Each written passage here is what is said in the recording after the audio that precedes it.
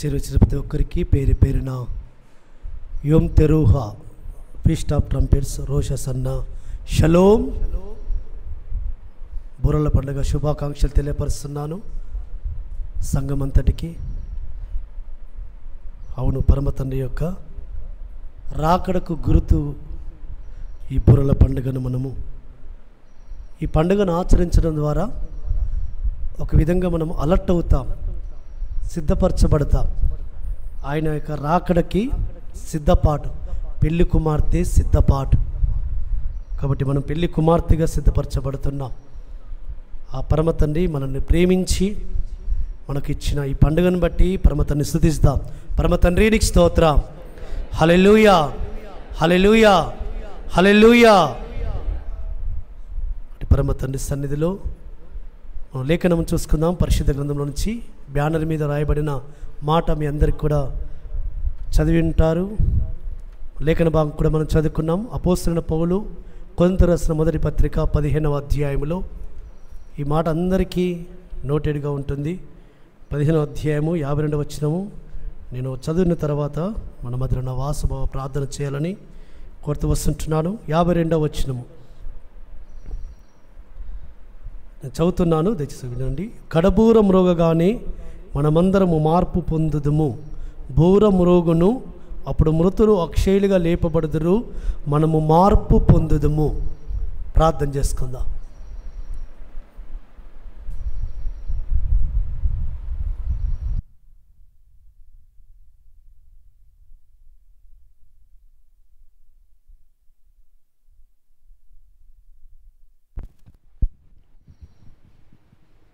మహామహిమగల నా ప్రియ పరలోకపు తండ్రి, జీవాధిపతి అయిన ఎలోహిం, మా రక్షక, విమోచక, పరిశుద్ధాత్మ చేత నడిపించబడిన మా ప్రియ పరమ తండ్రి అయిన ఎలోహిం, మీరు నియమించిన నియామక కాలమైనటువంటి ఈ బూరల పండుగ దినమున మధ్యాహ్న కాల సమయమున మీ పాద సన్నిధికి వచ్చి మీ శరణుజొచ్చి మీ ఆశ్రయము కోరి మీ ముఖదర్శనము చేసుకొని మీ మాటలు విని అట్టి మాటలు మా హృదయములో నింపుకొని మా జీవితాలను సరిచేసుకోవడానికి మీరు ప్రత్యేకపరిచిన ఈ పరిశుద్ధమైన సమయాన్ని బట్టి, పరిశుద్ధమైన స్థలమును బట్టి, నిలబెట్టుకున్న పరిశుద్ధ బిడ్డలను బట్టి మీకు స్తోత్రం చెల్లించుకుంటున్నాము తండ్రి. అయ్యా, శృంగధనుల నెరుగు ప్రజలు ధన్యులు అన్న ప్రకారమునైన అయ్యా వాక్యం అనేటువంటి శృంగము చేత తండ్రి మీరు వినిపింపచేసి మీ హెచ్చరిక సునాదము అయ్యా మీ యొక్క చిత్తము జరిగించడానికి మీ బిడ్డలమైనటువంటి మేము పాపములో, శాపములో, అపరాధములో చచ్చి ఉన్నటువంటి మమ్మలను మీరు తిరిగి తండ్రి మమ్మల్ని కరుణించి కటాక్షించి మా పాపములను పరిహరింపచేసి అయ్యా ఒక్కసారి మమ్మల్ని జ్ఞాపకము చేసుకొని అయ్యా మరి యొక్క తరుణము అయ్యా గొప్ప అవకాశము మీరు మాకు దయచేసిన మీ అమూల్యమైన నియామక కాలములను బట్టి తండ్రి మీకు స్తోత్రం చెల్లించుకుంటున్నాం. జీవము గల పండుగలను అయ్యా విడిచిపెట్టి నిర్జీవమైనటువంటి మనుష్యులు కల్పించిన పద్ధతులను ఆచరిస్తూ మీకు దూరముగా ఉన్నటువంటి ఈ లోకములో ఆయా ప్రాంతములో నుంచి తండ్రి ఒక్కరిని గాను కుటుంబంలో ఇద్దరిని గాను మీరు తీసుకొని వచ్చి మీరు సమకూర్చిన మీ ప్రణాళికను బట్టి తండ్రి మీకు స్తోత్రం చెల్లించుకుంటున్నాము. ఈ సమయమున తండ్రి అయ్యా మీ ప్రియ కుమారుడు, మీ దాసుడు, మీ పరిచర్య ధర్మమును అప్పగించిన అయ్యా మీ సహోదరుడు తండ్రి దయాకర్ బదను మీరు నిలబెట్టుకొని మీరు మాట్లాడే మీ అమూల్యమైన మీ వాక్యపు వెలుగులో మా పాపములను కడిగి వేసుకొని మా దుర్మార్గతను విడిచిపెట్టుకొని అయ్యా మా దుష్టత్వమును తండ్రి తీసివేసుకొని ప్రాయశ్చిత్తార్థ దినము కోసం ఈ దినము నుంచే మమ్మల్ని మేము సరిచేసుకోవడానికి మీరు మాట్లాడే ప్రతి మాటలో అయ్యా మా హృదయంలో నింపండి తండ్రి. మా హృదయాలను కలిగింప చేయండి నాయన. కూడి వచ్చిన ప్రతి బిడ్డను అయ్యా ఆన్లైన్లో వీక్షిస్తున్న ప్రతి బిడ్డను కూడా మీరు దర్శించండి. ఒక్కొక్కరిని తండ్రి మీరు హెచ్చరించండి, ఒక్కొక్కరిని తండ్రి మీరు మాట్లాడండి నాయన. హృదయ అంతంలో ఉన్నటువంటి మలినాన్ని, దుష్టత్వమును కడిగివేయండి తండ్రి. మీకు స్తోత్రము చెల్లించుకుంటూ మరి ఒక్కసారి మీ దాసుని దయగల హస్తంలోకి అప్పగించుకుంటూ మీ పరిశుద్ధాత్మ సహాయం కోసం వేడుకుంటూ మా రక్షకుడు నజరేయుడైన యాషోవా మెస్సియ నామములో స్తుతించి వేడుకుంటున్నాను పరమ తండ్రి. ఆమేన్. ఆమేన్. థ్యాంక్ యూ బాబు. చదువుకున్న వాక్య భాగము అపోస్తలుడైన పౌలు కొరింథీ రాసిన మొదటి పత్రిక 15వ అధ్యాయంలో 52వ వచనంలో, కడబూరం రోగాని మనమందరము మార్పు పొందుదుము, బూరం రోగును అప్పుడు మృతులు అక్షయులుగా లేపబడుదురు. చూడండి, కడబూరం రోగాని. కాబట్టి ఈ బూరల పండుగ దినమున మనము ఆయన సన్నిధిలో వాక్యమని బూర శబ్దం వింటున్నాం. భౌతిక సంబంధమైన బూర శబ్దాన్ని మనం విన్నాము. ఈ మెసేజ్ తర్వాత కూడా మళ్ళా బూర శబ్దం కూడా విందాము. ఆయన యొక్క సన్నిధిలో బూర శబ్దం పరమ తండ్రి మనకు వినిపింపజేస్తూ వస్తుంటున్నాడు. అలనాడు మన పితరులు బూరలు ఊదారు. పరమ తండ్రి ఎందుకు బూరలు చేయించుకోమన్నాడు, బూరలు ఎందుకోసం ఊదమన్నాడు, బూరలు ఊదడం వలన ఏంటి ఆ సిగ్నల్, ఏంటి సందేశము అనేది కొన్ని మనం లేఖనాల నుంచి మనం చూసుకొని మనం ముందుకు వెళదాం. ముందుగా సంఖ్యాఖండం 10వ అధ్యాయంలో పరమ తండ్రి రాయించి పెట్టిన ఒక మాట మనం చదువుకొని ముందుకు వెళదాం. సంఖ్యాఖండము 10వ అధ్యాయము 10వ వచనము. మొదటి వచనం చదవండి ఒకసారి. యెహోవా మోషేకు ఇలాగు సెలవిచ్చెను, నువ్వు 2 వెండి బూరలు చేయించుకొనుము, రెండు వెండి బూరలు చేయించుకొనుము, నకిషి పనిగా వాటిని చేయింపవలెను, అవి సమాజమును పిలుచుటకును సేనలను తరలించుటకును నీకుండవలెను. ఊదువారు వాటిని ఊదునప్పుడు సమాజము ప్రత్యక్షము గుడారం యొక్క ద్వారం ఎదుట నీ యొద్దకు కూడి రావలెను. వారు ఒకటే ఊదిన ఎడల ఇజ్రాయేలీయుల సమూహములకు ముఖ్యులైన ప్రధానులు నీ యొద్దకు కూడి రావలెను. మీరు ఆర్భాటముగా ఊదినప్పుడు తూర్పు దిక్కున దిగి ఉన్న సైన్యములు సాగవలెను. మీరు రెండవ మారు ఆర్భాటముగా ఊదినప్పుడు దక్షిణ దిక్కున సైన్యములు సాగవలెను. వారు ప్రయాణమైపోయినప్పుడు ఆర్భాటముగా ఊదవలెను. చాలా.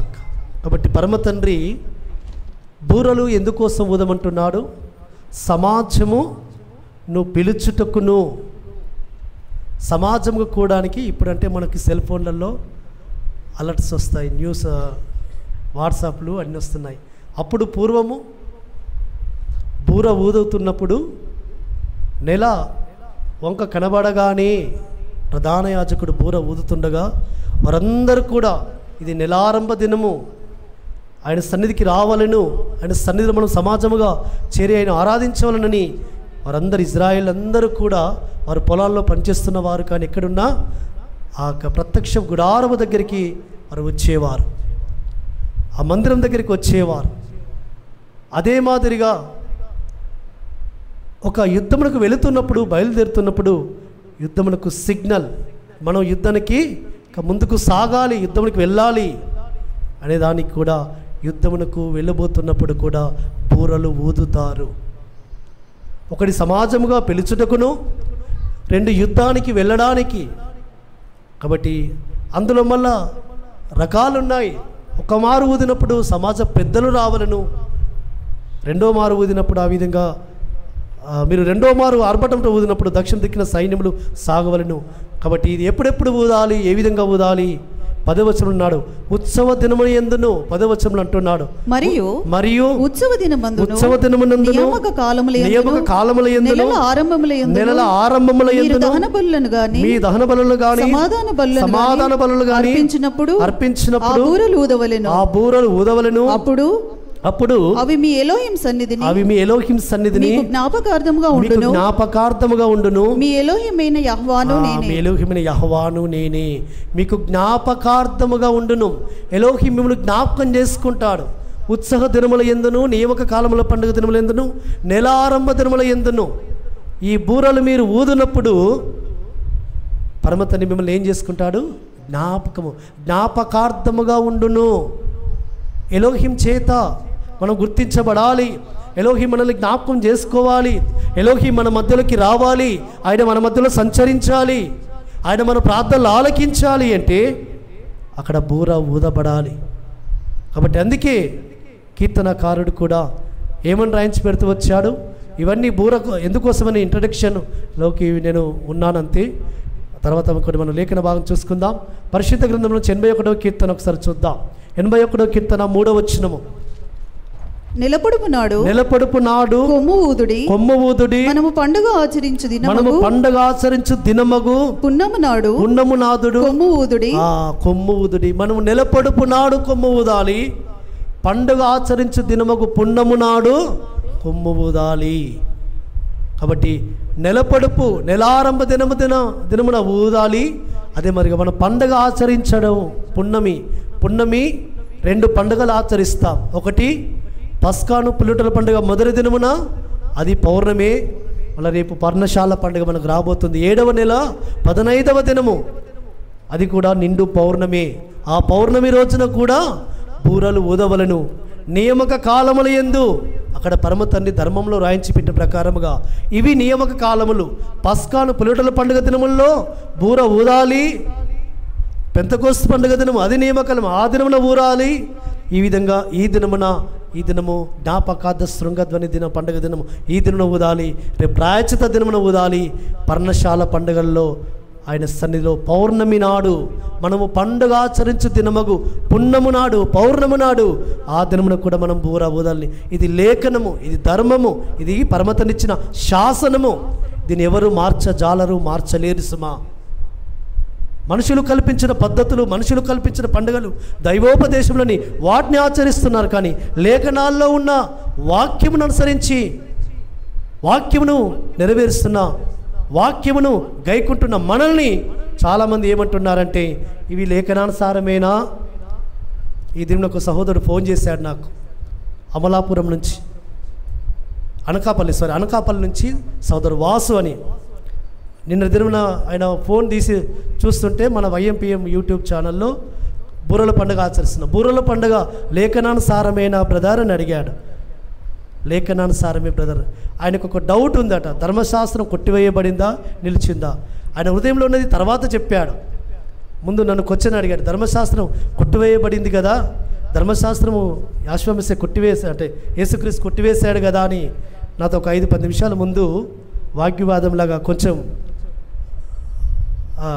క్రిస్టియన్ అతను చర్చికి సండే వెళ్తాడు అని మన యొక్క యూట్యూబ్ చూసి ఇది లేఖనానుసారం కాదు కదా ఈ పండుగ అని కొంచెం వెళ్ళిన తర్వాత కొద్దిగా నేను వాక్యం చెప్పేసరికి అప్పుడు ఆయన ఎక్కడ స్టక్ అయ్యాడో ఆ స్టక్ అయిన వాక్యాన్ని చెప్పాడు. అవును, మన మెస్సయ్య ఆయన క్రీస్తున్నాడు, మన మెస్సయ్య చెప్పాడు కదా, ధర్మశాస్త్రాన్ని కొట్టివేయవచ్చునని తలంచవద్దు, అది నెరవేర్చకు. కాబట్టి ధర్మశాస్త్రం కొట్టివేయబడలేదని నాకు తెలుసు బ్రదర్ అని మళ్ళీ చెప్పి, అవును ఈ పండుగను ఏ విధంగా ఆచరించాలి, ఎలా ఆచరించాలి ప్రియులారా, ఈ పండుగలు మనం ఆచరించడము ద్వారా మనల్ని ఒక ప్రత్యేకమైన జనాంగముగా ఈ లోకము గుర్తెరుగుతుంది. ఈ లోకము కాదు, పరమ తండ్రి మనల్ని అనేకుల ఎదుట ఒక వెలుగు దీపముగా మనల్ని ఉంచుతాడు. అవును, ఎందుకు మీరు పండుగ ఆచరిస్తున్నారు? బూరల పండుగ ఆచరించడానికి ఏంటి రీజన్, ఏంటి కారణము అంటే ఇగో ఇంది కొరకు మనం ఆచరించాలి. ఎందుకు కొరకు ఆచరించాలి? నెల ఆరంభ దినముల యందు, ఇది నెల ఆరంభ దినం. ఈ దినము ఎలా నెల ఆరంభ దినము? తిస్రీ అని 7వ మాసం ఈ దినముతో ఆరంభమైంది. కాబట్టి నెల ఆరంభ దినము నుంచి 15 రోజులు లెక్క పెట్టుకుంటే నిండు పౌర్ణమి వస్తుంది. ఆ పౌర్ణమి రోజున మనం పర్ణశాల పండుగ ఆచరించబోతున్నాం. పర్ణశాల పండుగలో ఈ లేఖనమును అనుసరించి మనం బూర ఊదబోతున్నాం. కాబట్టి కడబూర మ్రోగగానే జ్ఞాపకార్థ శృంగధ్వని పండుగ దినమును ఈ దినమునము ఆచరిస్తున్నాం. ఎందుకు అంటే ఆయన సన్నిధిలో వాక్యమును నెరవేరుస్తూ ఆయన రాకడను గుర్తు చేసుకుంటూ 2 రీజన్స్ ఉన్నాయి. లేఖనములో ధర్మమును మనము నెరవేరుస్తున్నాము, మరియు సేమ్ టైం అదే విధానంలో ఆయన యొక్క రాకడకు గుర్తుగా ఉన్న ఈ దినమును యాషువ మెస్సీయ ఎప్పుడు ఏ సంవత్సరము ఏ కాలమున ఏ విధంగా వస్తాడో కానీ బూర మురోగుతున్నప్పుడు భూమి మీదకి వస్తాడని రాయబడింది. అపోస్తలుడైన పౌలు రాయించాడు మాట, బూర మురోగును మృతులు అక్షయులుగా లేపబడదురు. కడబూర మ్రోగుతున్నప్పుడు ఈ బూరల పండుగ దినమునే ఆయన భూమి మీదకి రాబోతున్నాడు సుమా. అందుకొరకు ఈ బూరల పండుగను మనం ఆచరించాలి. ఆయన వధువుగా సిద్ధపడడానికి కొరకు, ఆయన యొక్క హెచ్చరిక నాదం వినడానికి కొరకు, ఆయన సన్నిధిలో మనల్ని మనం సిద్ధపరచుకోవడానికి కొరకు, ఏ ముడత డావు కలకలేని పెళ్లి కుమార్తెగా మనం సిద్ధపడడానికి కొరకు ఆ ఎలోహిమైన యెహోవా యాషువ మెస్సీయ మనల్ని ప్రేమించి మనకు అనుగ్రహించాడు ఈ పండుగ దినాలు. కాబట్టి ఈ పండుగ దినం ఆచరిస్తున్న మనము ఒకటి గుర్తెరుగుదాం, ఆయన సన్నిధానములో పరమ తండ్రి ఒక మాట రాయించి పెడుతూ వచ్చాడు. హెజ్కేలు గ్రంథములో, హెజ్కేలు గ్రంథము 33వ అధ్యాయము. ఇప్పుడు ఇక పండుగకు సంబంధించిన విషయాల్లోకి మనం వెళ్తున్నాం. హెజ్కేలు గ్రంథం 33వ అధ్యాయంలోకి వెళదాం. ఒకసారి 4-5 వచనాలు. ఎవడైనను బాకానాదము వినియు జాగ్రత్త పడనందున ఖడ్గము వచ్చి వాని ప్రాణము తీసిన ఎడల వాడు తన ప్రాణమునకు తానే ఉత్తరవాది. బాకానాదం వినియును వాడు జాగ్రత్తగా పడకపోయేను గనుక తన ప్రాణమునకు తానే ఉత్తరవాది. ఏలయనగా వాడు జాగ్రత్త పడిన ఎడల తన ప్రాణమును రక్షించుకొనును. అయితే కావలివాడు ఖడ్గము వచ్చుట చూచి ఊదనందు చేత జనులు అజాగ్రత్తగా ఉండుటయు ఖడ్గము వచ్చి వారిలో ఒకని ప్రాణము తీయుటయు తటస్థించిన ఎడల వాడు తన దోషమును బట్టి పట్టబడినను నేను కావలివాని యొద్ద వాని ప్రాణమును గూర్చి విచారణ చేయుదును. నరపుత్రుడా నేను నిన్ను ఇశ్రాయేలులకు కావలివానిగా నియమించి ఉన్నాను గనుక నీవు నా నోటి మాటను విని నాకు ప్రతిగా వారిని హెచ్చరిక చేయుము. చూడండి, బాకానాదం వినియు జాగ్రత్త పడనందున, ఈ బాకానాదము హెచ్చరిక నాదము విని కూడా ఎవరైతే తమ ప్రాణాలను కాపాడుకోవడానికి కొరకు జాగ్రత్తగా పడకపోతే, ఆయన అంటున్నాడు జాగ్రత్తగా పడకపోయాను కనుక తన ప్రాణమునకు తానే ఉత్తరవాది, తానే ఆన్సరబుల్, తానే ఎలోహిం ఎదుట తానే ఉత్తరం చెప్పుకోవాలి, తానే జవాబుదారి. కావలివాడు, పరమతను నియమించిన కావలివాడు హెచ్చరిక నాదము చేసినప్పుడు, అయ్యా నీ ప్రాణమును నువ్వు కాపాడుకో, ఆ పరమతను నీకు జీవమును మరణమును నీ ఎదుటనే ఉంచి ఉన్నాడు. ఆయన యొక్క మార్గములను నడిచి, ఆయన యొక్క నీతిని అనుసరించి, ఆయన నియమములను అనుసరించి, ఆయన కట్టలను అనుసరించి నీవు ఆయన మార్గంలో నిర్దోషిగా నువ్వు నడుచుకుంటే నువ్వు జీవంలో ప్రవేశిస్తావు. నువ్వు నీతిని అనుసరించిన వాడవైతే ఆ యొక్క నిత్య జీవాన్ని స్వతంత్రించుకుంటావు. లేదు, నా ఇష్టానుసారంగా వెళుతాను, నా ఇష్టానుసారమైన జీవితము నేను జీవిస్తానని నువ్వు నిర్లక్ష్యంగా అజాగ్రత్తగా ఉంటేనే ఎడలా నీ ప్రాణమును నీవు కాపాడుకోలేవు. కాబట్టి ఈ విధమైన బాకానాదము ఎలోహిం తన సేవకులైన కావలి వారి ద్వారా ఆయన చెప్పిస్తూ వస్తుంటున్నప్పుడు, ఆయన ఊదిస్తున్నప్పుడు మనము జాగ్రత్త పడాలట. ఒకవేళ కావలివాడు నిర్లక్ష్యంగా ఉండి ఖడ్గం వచ్చిన చూచియు ఎలోహిం యొక్క జనులను హెచ్చరిక చేయకపోతే కావలివాడిని అడుగుతాడట పరమ తండ్రి, నువ్వెందుకు బాకానాదము చేయలేదు, నువ్వెందుకు జనులను హెచ్చరిక చేయలేదు, ఎందుకు వారిని జాగ్రత్త పరచలేదు, ఎందుకు వారిని నువ్వు సిద్ధపరచలేదు అని పరమ తండ్రి కావలి వారిని అడుగుతాడట. లేఖనముంది. కాబట్టి కావలి వారి పని ఏంటి? సమాజముగా రమ్మని జనులను పిలవాలి, సమాజంగా కూడిన జనులను హెచ్చరిక చేయాలి. ఇది కావలి వారి యొక్క పని. ఎలోహిం నియమించిన ఆ పనిని జాగ్రత్తగా ఏ కావలివాడు చేస్తాడో ఆ కావలివాడిని పరమ తండ్రి అంటాడు, బలా నమ్మకమైన మంచి దాసుడా, ఈ కొద్ది దాంట్లో నువ్వు నమ్మకముగా ఉన్నావు, నీకు అప్పగించబడిని నువ్వు నమ్మకంగా చేశావు. ఆయన అప్పగించిన పని నమ్మకంగా చేయడమే కావలివాని యొక్క పని. ఇక రెండో పని ఏం లేదు. కావలివానికి. పరమతండ్రి అప్పగించిన పని ఏ పని ఉందో ఆ పని మాత్రమే చేయాలి. అప్పగించని పనులకు వెళ్ళకూడదు సుమా కావలివారు. ఎలోహిం యొక్క పని కాదు అది. ఎలోహిం పని ఏంటంటే నా మాటలు నీవు ఎలోహిం నా ప్రజలకు హెచ్చరిక చేయి, నా మాటగా హెచ్చరిక చేయి, నీ మాటగా కాదు నా మాటగా హెచ్చరిక చేయి. ఇది వాక్యము. కాబట్టి ఆయన మాటలు పట్టుకొని హెచ్చరిక చేస్తూ వస్తుంటున్నాం.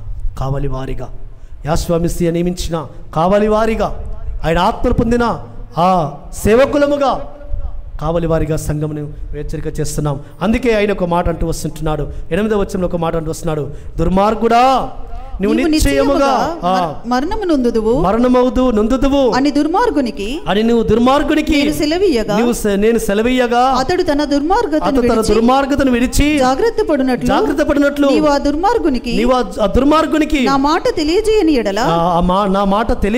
ఎడల ఆ దుర్మార్గుడు తన దోషమును బట్టి మరణమునందును గాని అతని ప్రాణమును గూర్చి నిన్ను విచారణ చేయుదును. ఒక దుర్మార్గుడు దుర్మార్గం చేయగా ఆ దుర్మార్గతను వదిలిపెట్టుము, ఆ దుర్మార్గును విడిచిపెట్టుమని నువ్వు ఆ యొక్క దుర్మార్గం దగ్గరికి వెళ్ళి నువ్వు హెచ్చరిక చేయాలి. నా మాటగా చేయి. నువ్వు హెచ్చరిక చేయకపోతే ఆ దుర్మార్గుడు మరణం నొందితే అతని యొక్క ప్రాణమును గురించి నేను నిన్ను తీర్పులో అడుగుతాను. అతని దోషను బట్టి మరణం నొందును, కానీ అతని ప్రాణం గురించి నేను నిన్ను అడుగుతాను, నిన్ను విచారణ చేదును. కాబట్టి ఎలోహిం మమ్మల్ని విచారణలోకి తేకుండా నిమిత్తము ఆ పరమతండ్రి సన్నిధిలో ఏక బాకానాదము ఓదుతున్నాము. పరిశుద్ధ గ్రంథంలో పరమతండ్రి ఆ విధంగా ఆ యొక్క బూరలు ఊదించమన్నాడు. సమాజముగా చేరడానికి ఊదాము. పరమతండ్రి సన్నిధి బట్టి వచ్చారు. వచ్చిన వారిని హెచ్చరిక చేస్తున్నాం ఏ విధంగా ఉండాలి. ఎందుకంటే పరమతండ్రి సన్నిధానంలో పరమతండ్రి కోరుతూ వస్తుంటున్నాడు. ప్రియులారా, ఏంటి పరమతండ్రి మనకు అప్పగిస్తున్న పని ఏంటి? ఏ విధంగా మనం సిద్ధపడాలి? ఏ విధంగా మనం ప్రాణం రక్షించుకోవాలి? ఏ విధంగా మనము ఆయన సన్నిధిలో నిలబడాలి? ఎందుకంటే పరిశుద్ధ గ్రంథంలో ఇర్మియా ఒక మాట అంటూ వస్తుంటున్నాడు. ఇర్మియా గ్రంథంలోకి వెళ్దాం ఒకసారి. పరమతండ్రి యొక్క సన్నిధిలో, ఆయన యొక్క సన్నిధిలో ఆ యొక్క కొన్ని మాటలు మనం చూసుకుందాం. ఇర్మియా గ్రంథము 7వ అధ్యాయంలో ఒకసారి కొన్ని మాటలు చూద్దాం. ఇర్మియా గ్రంథము 7వ అధ్యాయములో 8వ వచనం నుంచి ఒకసారి మాటలు చూద్దాం. ఇదిగో అబద్ధపు మాటలను మీరు నమ్ముకొనుచున్నారు, అవి మీకు నిష్ప్రయోజనములు. ఇదేమి మీరు జారచోర క్రియలను నరహత్యలను చేయుచు అబద్ధ సాక్ష్యం పలుకుచు బయలునకు ధూపం వేయుచు మీరెరగని దేవతలను అనుసరించుచున్నారే. అయినను నా నామం పెట్టబడిన ఈ మందిరంలోనికి వచ్చి నా సన్నిధిని నిలుచుచు విడుదల పొంది ఉన్నామని మీరు చెప్పుదురు. ఈ హేయ క్రియలన్నీయు జరిగించుటకేనా మీరు విడుదల నొందితిరి. మీరు గొప్ప నుంచి, పాపం నుంచి, శాపం నుంచి, అంధకారంలో నుంచి మీరు విడుదల పొందింది ఈ క్రియలు జరిగించుటకేనా? జారపు క్రియలు. అదే మాదిరిగా ఏమంటూ వస్తుంటున్నాడు? చోర క్రియలు చేయించు, నరహత్యను చేయించు, అబద్ధ సాక్ష్యమును పలుకుచు. పరమతండ్రి సన్నిధిలో బయలుకు ధూపం వేయించు. బయలు సంబంధించిన క్రియలన్నీ కూడా జరిగిస్తూ ఆ పరమతండ్రి సన్నిధిలో మేము మళ్ళా ఆయన సన్నిధిలో నిలబడ్డాం. చూడండి, ఆయనను నా నామం పెట్టబడిన ఈ మందిరానికి వచ్చి నా సన్నిధిని మీరు నిలిచొచ్చు విడుదల నుండి ఉన్నామని మీరు చెప్పుతురే. చూడండి, పరమతండ్రి ఏమంటున్నాడంటే, నేను మీ యొక్క స్థితినంతా కూడా ఎరుగుదును. మీరు ఏ హృదయాలతో వస్తున్నారు, ఏ విధమైన తలంపులతో వస్తున్నారు, ఏ విధమైన మాటలతో మీరు వస్తున్నారు, ఏ విధమైన ఆలోచనలతో మీరు వస్తున్నారు, మీ ఆలోచన విధానాలు నాకు తెలుసు. కాబట్టి దిద్దుకోండి. ఒక మాట 3వ వచనంలో, 5వ అధ్యాయము 3వ వచనంలో అంటూ వస్తుంటున్నాడు. సైన్యములకు అధిపతియగు ఇశ్రాయేలు యొక్క సర్వశక్తుడు యెహోవా ఇలాగ సెలవిచ్చుచున్నాడు, నేను ఈ స్థలమున మిమ్మల్ని నివసింపచేయునట్లు మీ మార్గములను క్రియలను దిద్దుకొనండి. ఈ స్థలము చాలక మీక మార్గములను మీ క్రియలను దిద్దుకొనండి, సరిచేసుకోండి, దిద్దుకోండి అని చెప్తే దిద్దుబాటు వారికి అసహ్యమాయను.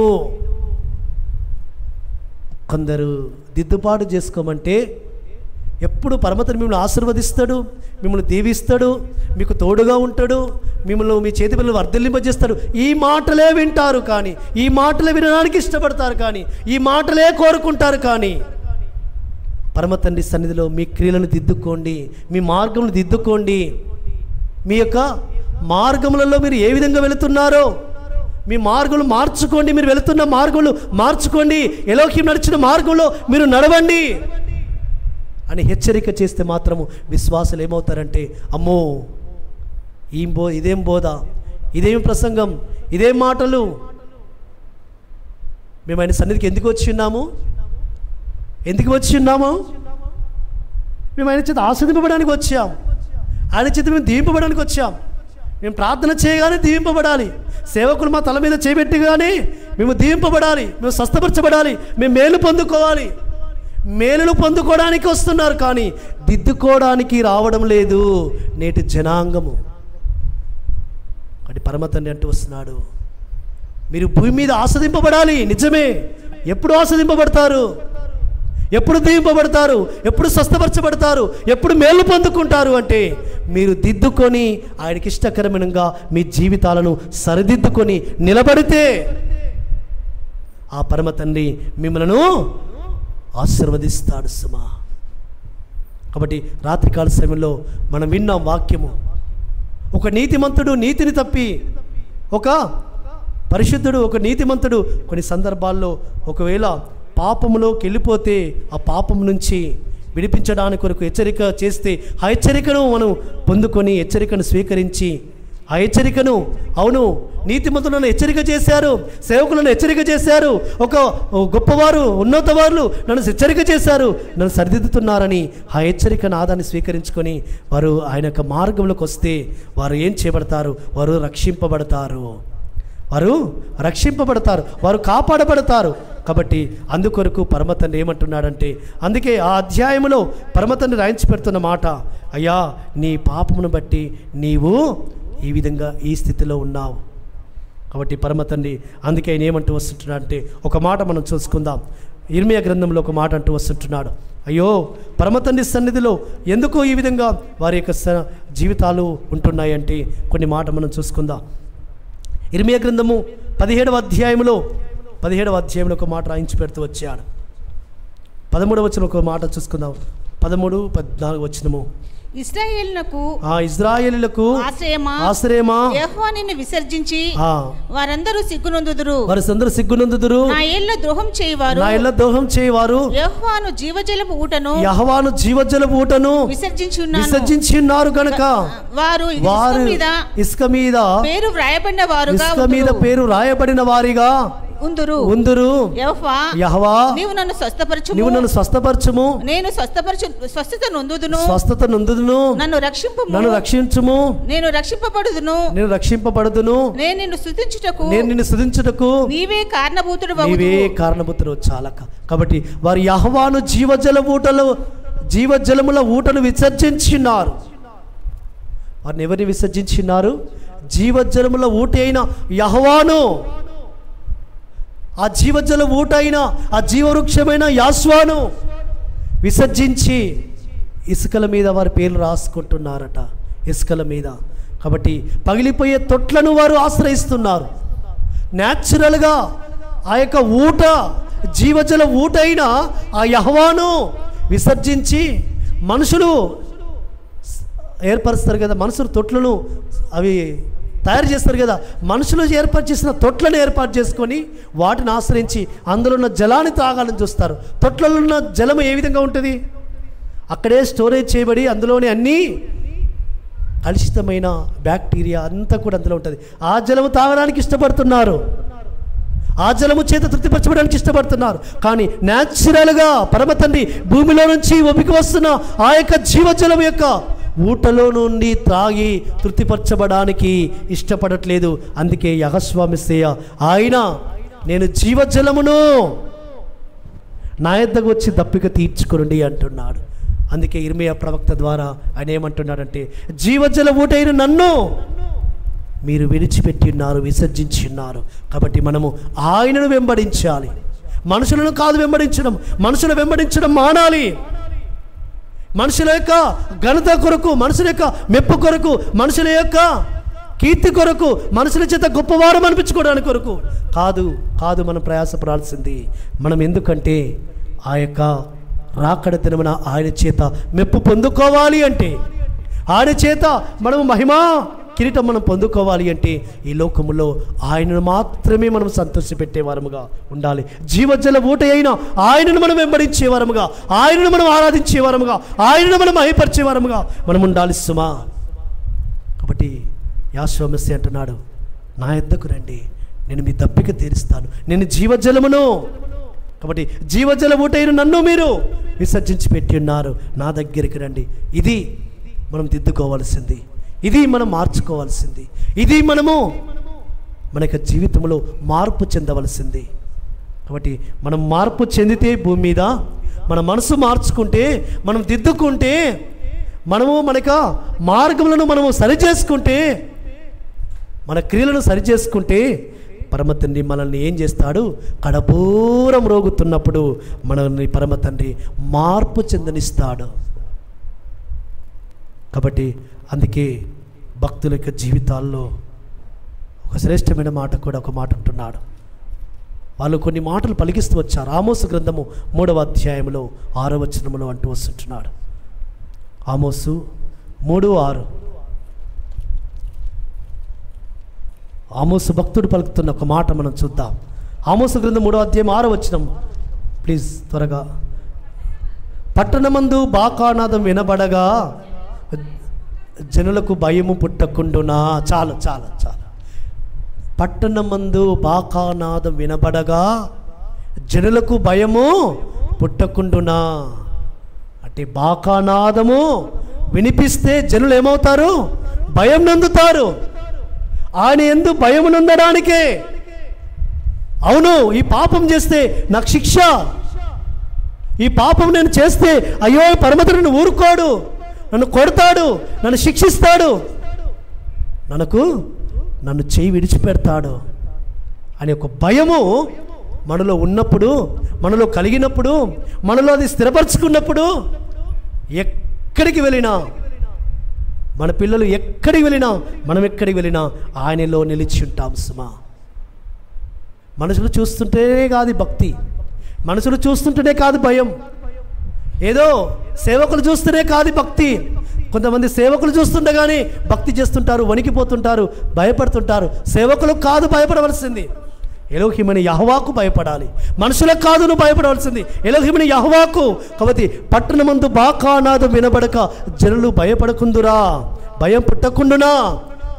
పరమతని ఎందుకొరకు బాకానాదం ఊదిస్తున్నాడు, ఎందుకొరకు ఈ బూరల పండుగను ఆచరించమంటున్నాడంటే మనలో ఆయన రాకడ దినం ఒకటి ఉంది, ఆయన రాకడ సమీపముగా ఉంది, ఆయన భూమి మీదకి త్వరలో రాబోతున్నాడు అని ఆ భయము మనలో పుట్టడానికి కొరకు బాకానాదం ఊదమంటున్నాడు పరమతండ్రి. కాబట్టి అందుకే ఆ బాకానాదం వినియు జాగ్రత్తకు పడకపోయినందున మీ ప్రాణమునకు మీరే ఉత్తరవాది. ఏ విధంగా జాగ్రత్త పడాలి, ఏ విధంగా మనం జీవితాలు మార్చుకోవాలి, ఏవి దిద్దుకోవాలి అవి మనం చూసుకుంటూ వస్తుంటున్నాం. లేఖనాల్లో నుంచి, పరిశుద్ధ గ్రంథంలో నుంచి అపోస్తలుడైన పౌలు కూడా ఆయన రాస్తూ వస్తుంటున్నాడు. ప్రియులారా యెహోవా మెస్సీయ రక్తమందు కడగబడిన బిడ్డలారా, ఈ విధంగా మీ జీవితాలను మార్చుకోండి. అదే మొదటి కొరింథీ రాసిన పత్రికలో పరమతండ్రి కొన్ని మాటలు రాస్తూ వస్తుంటున్నాడు. తన యొక్క భక్తులైన అపోస్తలుడైన పౌలు ద్వారా, గొప్ప ఫిలాసఫర్ అపోస్తలుడైన పౌలు, గొప్ప వక్త, గొప్ప ప్రసంగికుడు, ఆయన రాస్తున్న ఈ 15వ అధ్యాయం మర్మములు, అమ్మో అది ఎవ్వరు కూడా ఏ ఒక్క ఈ లోకంలో జ్ఞానవంతులు అని వారు తెలియపరచలేదు సుమా. కేవలం ఎలోహిం ఆత్మతో నింపబడిన వారు మాత్రమే. ఆయన ఏమంటూ వస్తున్నాడు సరి చూద్దాం. ఆ 15వ అధ్యాయము 42వ వచనం నుంచి ఒకసారి చదువుకుందాం. మృతుల పునరుత్థానమును పునరుత్థానమును అలాగే శరీరము క్షేమమైనదిగా విత్తబడి అక్షయమైనదిగా లేపబడును. చూడు, బలహీనమైనదిగా విత్తబడి మహిమ గలదిగా లేపబడును. మన శరీరం చాలక్క, మన శరీరము బలహీనమైనదిగా విత్తబడి మహిమ గలదిగా లేపబడబోతుంది ఈ కడబూర మ్రోగుతున్నప్పుడు. పరమ తండ్రి నీకు స్తోత్రం, హల్లెలూయా. మృతుల పునరుత్థానము, మృతు నొందిన వారందరూ కూడా సమాధుల్లో నుంచి లేచే దినము ఈ బూరల పండుగ దినము. మృతు నొందిన నీవారు, మృతుల నీవారు సజీవములగును. యెషయా గ్రంథంలో అంటాడు, మృతులైన నీవారు సజీవులగును, నా వారు అవును సజీవులు కాబోయే దినము.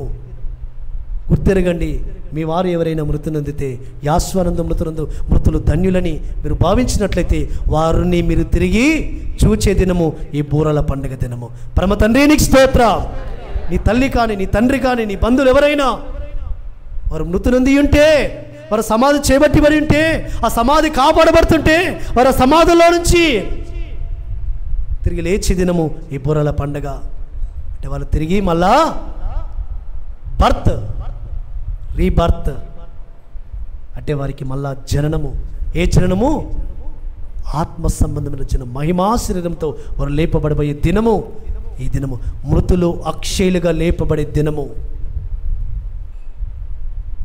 ఎంత గొప్ప పండగ ఈ పండగ. సజీవులుగా ఉన్న మనము ఆయన రాకడలో మనం ఏం చేయబడతాము?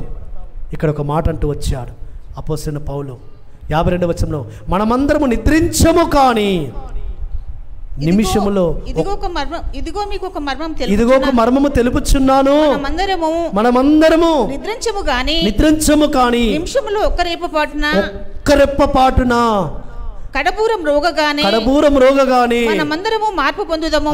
చాలండి, ఒక్కసారి మీ కన్నురప్ప వేసి తీయండి, ఒక్కసారి మీ కన్నురప్ప కొట్టండి ఒకసారి. ఎంతసేపు పట్టింది? ఎంత టైం పట్టింది? ఇక్కడ వాక్యంలో ఉంది అదే. ఒక రెప్పపాటున, ఒక్క క్షణం లెక్క పెట్టడానికి కూడా కొన్ని పడుతుంటాయి టైమ్స్. ఒక్క క్షణములో మీరు మార్పు పొందబోయే దినము. ఆయనలో నిలిచి ఉంటే, ఆయనలో మీరు నిలిచి ఉంటే, ఆయన యొక్క మనసును మీరు గెలుచుకుని ఉంటే, ఆయన సంతోషపెట్టే వారిగా మీరు ఉంటే, మీరు మహిమా శరీరం పొందుకునే దినము. అంటే ఈ యొక్క క్షయమైపోయిన శరీరము అక్షయతను పొందుకునే దినము, ఈ మర్తమైన శరీరము అమర్తతను పొందుకునే దినము, ఈ బలహీనమైన శరీరము ఒక మహిమగల శరీరముగా లేపబడబోయే దినము ఈ కడబూర మ్రోగుతున్నప్పుడు ఈ బూరల పండుగ దినమున. పరమ తండ్రి నీకు స్తోత్రం, హల్లెలూయా. అంటే మనకు విడుదల వచ్చే దినం, మనకు విమోచన వచ్చే దినము. అపోస్తలుడైన పౌలు అంటాడు రోమీయులకు రాసిన పత్రికలో, ఈ శరీరము మూలుగుతుంది, ఎప్పుడెప్పుడు నేను విడుదల పొందుతున్నా, ఎప్పుడెప్పుడు నాకు విమోచనం దొరుకుతుందా? ఎందుకంటే ఈ శరీరంలో ఉన్నంత కాలము మనకు ఆయాసము, ప్రయాసము, వేదన, శ్రమనే. ఈ శ్రమ నుంచి, ఈ వేదన నుంచి, ఈ ఆయాసం నుంచి, ఈ బాధ నుంచి మనకు విడుదల కలగబోయే దినము బూరల పండుగ దినము. పరమ తండ్రి నీకు స్తోత్రం, హల్లెలూయా. కాబట్టి ఈ పండుగను ఆచరించడం ద్వారా నువ్వు ఎంత గొప్ప ధన్యుడవు. అందుకే కీర్తన 89:15లో నోటెడ్, శృంగధ్వని నెరుగు ప్రజలు ధన్యులు. పరమ తండ్రి వారు అయ్యా నీ ముఖ కాంతిని చూచి వారు నడుచుకొనుచున్నారు. ఈ పండుగను ఆచరించడం ద్వారా ఏదో మనం సమయాన్ని వృధాపరుచుకుంటున్నాను, ఆడ నాకు ఎంత బిజినెస్ వచ్చేది, ఎంత వ్యాపారం జరిగేది, ఎంత నా డ్యూటీ నేను లాస్ అవుతున్నాను, నా పేమెంట్ ఎంత లాస్ అవుతున్నాను, లేకుంటే నాకు అయ్యో రావాల్సిన లాభమంతా ఈ దినమున వెళ్ళిపోయింది. ఇదంతా కూడా క్షయమైపోయేది, ఈ భూమి మీద ఉన్నదంతా కూడా క్షయమైపోయేది. కానీ నువ్వు పొందుకోబోయేది ఏది? ఈ దినం ఆచరించడం ద్వారా అక్షయమైనది, అక్షయమైన ధనము, అక్షయమైన సంపద నీ నుంచి ఎవరు దొంగలించలేనిది. నువ్వు ఈరోజు ఉద్యోగం పోతే నీకు ఒక 10,000 వస్తాయేమో, కానీ ఆ 10,000 హాస్పిటల్కి వెళ్తే 1,00,000 రూపాయలు బిల్లు లేని బయటకు రావు. ఒక 10,000 సంపాదించుకుంటావేమో, 1,00,000 రూపాయలు సంపాదించుకుంటావేమో, కానీ ఒక్క దినమున పరమత నిన్ను హాస్పిటల్లో జాయిన్ చేయిస్తే, ఒక్క దినమున నిన్ను హాస్పిటల్కి పంపిస్తే దానికి ఎన్ని రేట్లు మనము బయటకు రావడానికి కట్టాలి. ప్రియులారా, అదే అక్షయమైన సంపద, అక్షయమైన ధనము.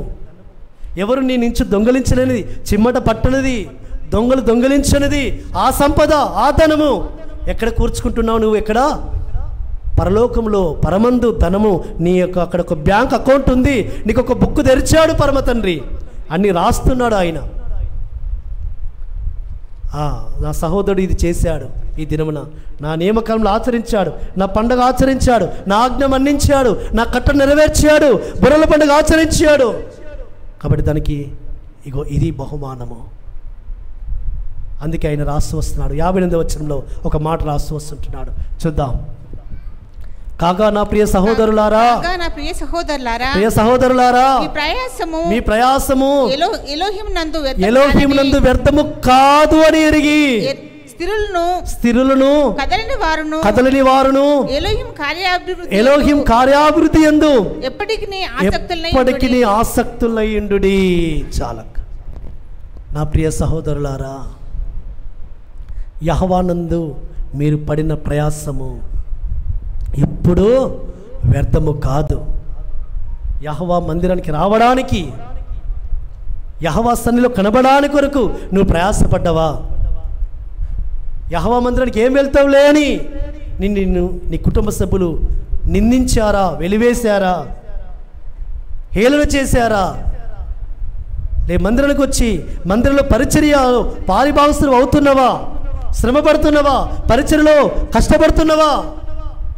నాకెందుకు లేదు, నాదా, హాయిగా మనకు వచ్చి పోతాము, హాయిగా వచ్చి వెళుతాము అనుకుంటే యెహోవానందు మీరు పడిన ప్రయాసమును చూస్తాడు. ఎంతవరకు ప్రయాసపడుతున్నావు? ఎలోహీం మందిరంలో ఎంతవరకు నీ ప్రయాసం ఉంది? నీ కొరకు ఆయన ఏమయ్యాడు? నీ కొరకు ఆయన ఏమయ్యాడు? ఒకసారి జ్ఞాపకం చేస్తుందా? యాష్వా సింహాసనాన్ని వదులుకున్నాడు, మహిమను వదులుకున్నాడు, రిక్తుడయ్యాడు, దాసుని స్వరము ధరించుకున్నాడు, ఆయన మహిమనంతా కోల్పోయాడు. నీవు ఆయన కొరకు ఏమి కోల్పోతున్నావు? ఏమి త్యజిస్తున్నావు? ఏమి వదులుకుంటున్నావు? ఏమి నష్టపోతున్నావు? ఏమి నీవు ఆయన కొరకు సమర్పిస్తున్నావు? ఏమి నీవు కష్టపడుతున్నావు ఆయన మందిరంలో? యెహోవానందు మీరు పడిన ప్రయాసము, మీ ప్రయాసము యాష్వానందు వ్యర్థము కాదు. నువ్వు ఆయన కొరకు ప్రయాసపడు, నీ కష్టమునైనా ఉంచుకోడు సుమా, నీ ప్రయాసాన్ని ఉంచుకోడు. ఆయన రుణగ్రస్తుడు కాడు, నీ రుణాన్ని ఉంచుకోడు. ఆయన నీ రుణం ఉంచుకోవడానికి ఆయన మనుషుడా, మానవుడా?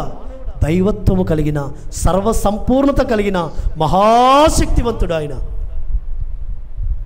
కాబట్టి యాష్వానందు మీరు పడిన ప్రయాసాన్ని బట్టి, ఎలోహీం కార్యాభివృద్ధి మీరు ఎప్పుడు ఆసక్తులుగా ఉన్న విధానం బట్టి, ఎప్పుడైనా పరిచర్య చేద్దామా, ఎప్పుడైనా పనిలో పాలిభాగస్తులు అవుదామా, ఎప్పుడు ప్రార్థన చేద్దామా, ఎప్పుడైనా సంఘక్షేమము కొరకు నేను పాటుపడతానా, ఆయన నీతిరాజ్య స్థాపన కొరకు నా వంతు సహాయము నేను ఎప్పుడు చేస్తానా అని నువ్వు ఆసక్తిగా. కాబట్టి ఆత్మయందు తీవ్రత గలవారై ఆసక్తితో ఆయనను సేవించండి. ఆసక్తి, మొదట ఉన్న ఆసక్తి చివరకు ఉండదు. మన విశ్వాస జీవితంలో విశ్వాసం ఆరంభిస్తున్నప్పుడు ఆసక్తి దినదినము. మన కరోనా రాకముందుకు మన యొక్క బూరల పండుగ దినమున మందిరం పట్టకపో. ఇప్పుడు ఏమైంది? ఈ యూట్యూబ్ ఆన్లైన్ వచ్చి హాయిగా ఇళ్ళల్లో మంచి కూర్చొని పండుగకు రమ్మని ఫోన్లు చేసి చెప్తున్నా కానీ, పెళ్ళికి పిలిచినట్టు పిలిచినా కానీ ఇక వద్దు. పరమ తండ్రి సన్నిధిలో, పరమ తండ్రి నీకు స్తోత్ర, రాలేకపోయిన వారికి పరమ తండ్రి ఉత్తరవాదులు. ఎందుకంటే పండుగ ఇది, ఎలోహింసల్లో కనబడడానికి కొరకు ఏ విధమైన ఆసక్తి కనబరుస్తున్నారు, ఏ విధమైన ఆసక్తి ఉంది. ఆసక్తి ప్రియులారా, ఎందుకు చెప్తున్నాము ఈ మాటలు అంటే ఆయన సన్నిధిలో కనబడడానికి ఆసక్తి ఉండాలి. అవును, నేను ఈ దినమున లీవ్ పెట్టుకుంటాను, ఇది మహావిశ్రాంతి దినం, ఆయన నియమించిన నియామక కాలం ఇది. ఎలోహిం కార్యాభివృద్ధి యందు ఎప్పుడు ఆసక్తులైయుండుడి పరమ తండ్రి తన భక్తుల ద్వారా రాయించి పెట్టాడు. ఇవన్నీ కలిగి ఉంటేనే, ఇవన్నీ చేస్తేనే, ఇవన్నీ మనం ఆయన సన్నిధిలో నిర్దోషులుగా కనబడితేనే పరమ తండ్రి మనల్ని ఏం చేస్తాడు? మహిమలో ఉంచుతాడు సుమా. మహిమా శరీరము. కాబట్టి కడబూరం రోగబోతుంది సుమా. యాశ్వమిస్త త్వరగా రాబోతున్నాడు. కాబట్టి ఆ యొక్క కడబూరం రోగబోతున్నప్పుడు ఆయన రాకడ దినం మనం ఎత్తబడాలి అంటే, మహిమా శరీరంతో మనం ఎత్తబడాలి అంటే, ఆయన ఎదుర్కోవాలి అంటే ప్రియులారా, ఆయన యొక్క పనిలో ఆసక్తిలో ఉందాం, ఆయన ప్రయాసపడదాం. ఆయన సన్నిధిలో ఏ విధమైన అపవిత్రత మనకు కంటకుండా, ఏ విధమైన అపవిత్రత కలిగి లేకుండా పరిశుద్ధులమై పవిత్రులమై ఆయన సన్నిధిలో జీవజల ఊటి అయిన ఆయనను మాత్రమే వెంబడిస్తూ ఆయన ఆరాధిస్తాం. అట్టి విధంగా పరిశుద్ధాత్మ తండ్రి మనం నడిపించునుగాక. పరమ తండ్రి ఈ మాటలు మన వెనుకల్లో దీవించునుగాక. ఆమేన్.